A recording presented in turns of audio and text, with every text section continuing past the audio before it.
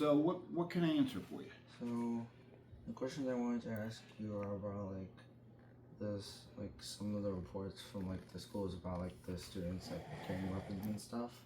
Like the reports, like sometimes we get like, oh, there was a report today about the student had weapons or whatnot into the school.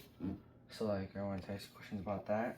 Mm-hmm. So my first question is, what specific measures are in place to prevent like stuff like that from happening? So I have to talk to you about it from two perspectives. In New Jersey, the Board of Education Mhm. and the town government are completely separate. Okay. So the board has its own system in place Okay. to deal with, as you know, in-school discipline, expulsion, wherever they catch somebody doing something like that. The town provides officers, many of whom were recently retired from our town police force, and that's who become the school resource officers to keep an eye on what's going on around the schools. Yeah. The third thing we try to do is to, in addition to the school resource officers, we have officers that sort of rotate in and out of the schools, just sort of being nosy, trying to keep touch of what the activities are.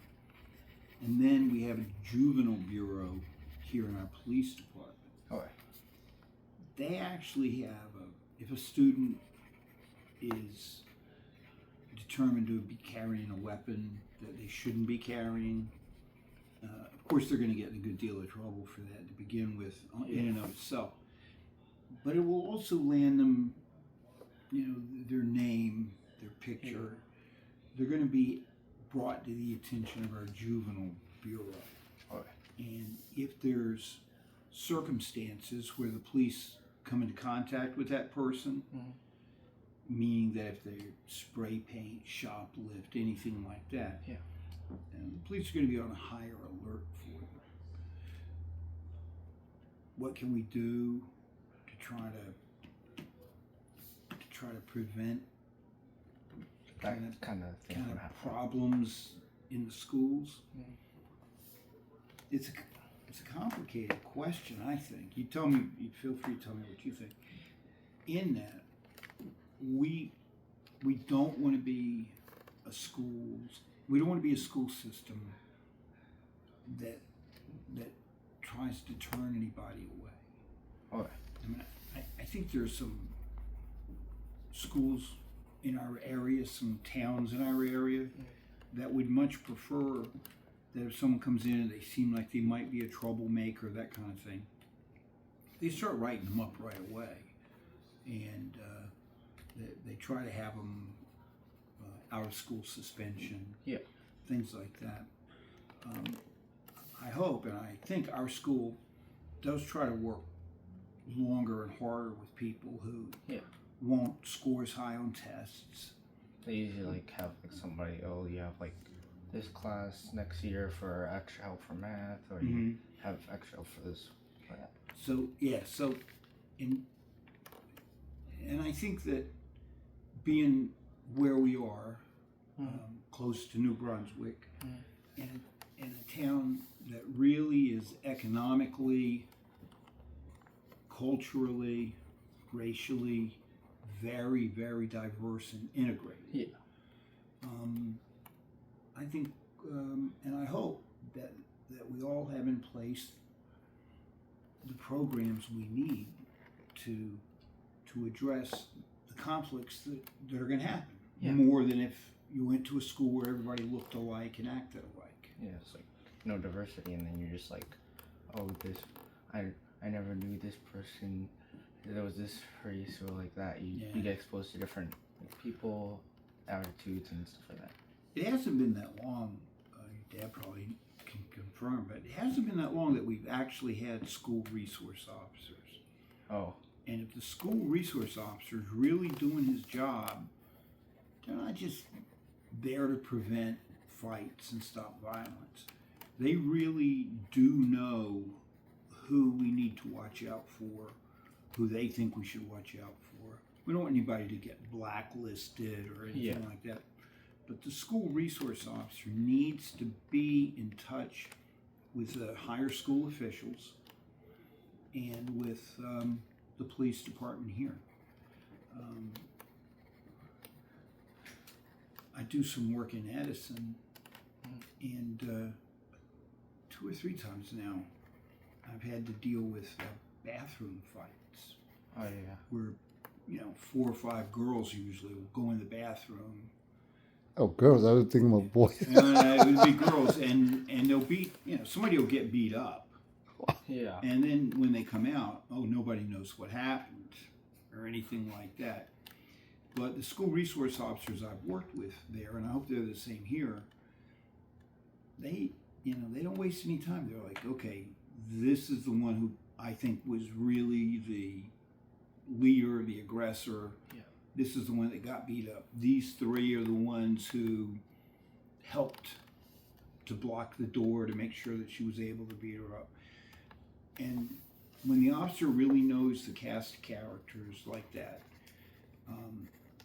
whether or not, it's not just to catch them and get them in trouble, but it is to work with them before this kind of thing happens or afterwards. If you know who needs some counseling, hopefully you can get more done.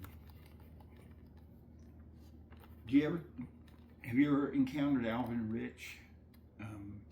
He's a councilman here. He used to play basketball at Rutgers, and he's at the high school to work completely as a mentor. Mm-hmm. He takes kids under his wing and works with them, and he believes in what does he call it?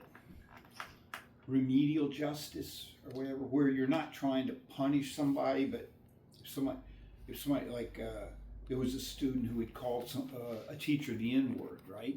Mm. Well, she was going to get expelled, but rather than expel her, they had her come in and sit down with the teacher to talk about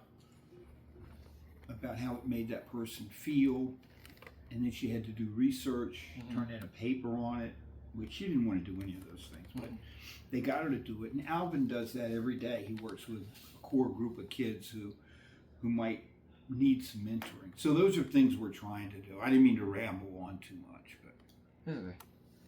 So the second question I have is, what like policies do we have for like student like searches, and how is it like implemented in our schools? Cause I know like we have searches sometimes, like I hear like, oh, Mr. whoever is doing like bag searches for like phones or something like that. So I was wondering what's like the policy on that stuff. I think the schools take the position that if you're a minor and you're in school, they have the right to search anything you bring into schools. That would be the school resource officer, so our police probably would not get too very involved with it. Okay. A good reason is because if our officers just do searches without some probable cause, even if they find something, we have a lot of trouble using it in court if we wanted to. Yeah. So the school officer comes in and he does a search of a locker, and the point is to find if there's dangerous weapons in school, then that he can use that in school disciplinary proceedings. Uh-huh. But if one of our regular sworn police officers goes into school and says, I'm just going to search this locker, he doesn't have any good reason for doing it, other than he just feels he wants to search some lockers, finding that gun is not going to be admissible in court. So, I don't know, does that answer the question? That the school's policy is pretty much they have a right to search anything, but that's a school administrative policy, not a law enforcement policy. Yeah. And Mayor was saying too before, the schools a little bit have their own system. Yeah, that's separate right. from the police force. That's right. So I know you didn't know that before, but now that you know, so maybe some of the questions related to that you don't need to ask about it. I do find them more interesting, though. So my third question is like, what resources are available for like students who struggle with like mental health issues or like have like concerning behavior regarding like they have these like dark thoughts or like they're not good like mentally or like something traumatic happened to them, like what like Would that be help? the school also manage that, right? Not the It would city. be, it would be that whole team. It would be Yeah. the school social worker. Yeah. First, it's the teacher and the staff that has the interactions Yeah. with the student. Mhm. They should be trained, and they must be trained to know what to watch out for self-destructive behavior, cutting, things like that. Mhm. They have to know what to watch out for. Yeah. And then the school needs there may be a school psychology person. I think the our board of ed has a school psychologist, and each of the schools, unless it's rotating in the elementary schools, has school social workers. School social workers are really trained to try to identify destructive behavior, self-harm behavior, and that's it. They got. I mean, it's simple as that. I think they got to identify them, get them to the right people. Okay. So kind of, when you look at your questions, make sure it's something that the mayor would be able to be involved in. If something to the school, then it would be something some people in the school. Right?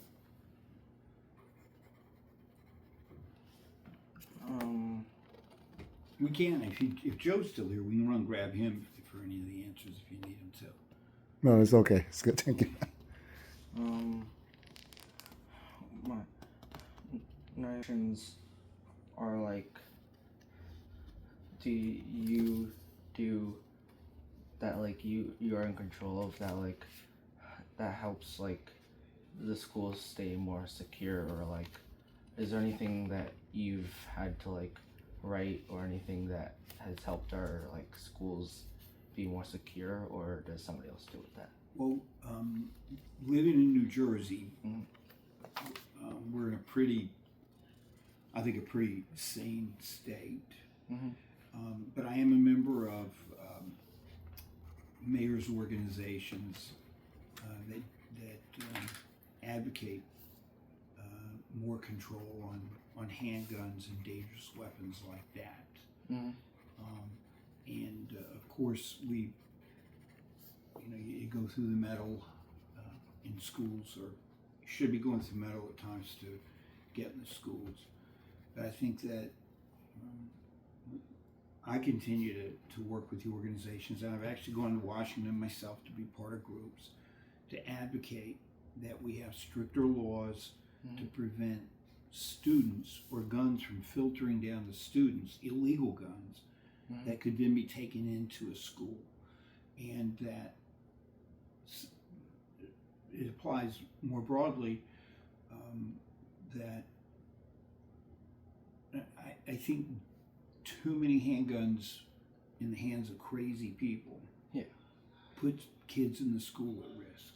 Yeah, because if like that person, even if they don't like have it in their possession, if like their grandparents have them, or like they know that They have access. they have access to it in like their house, or like they know that their parents or grandparents have them, then that might give them like ideas or like stuff like that. Because it's the access that's the problem. I mean, a lot of people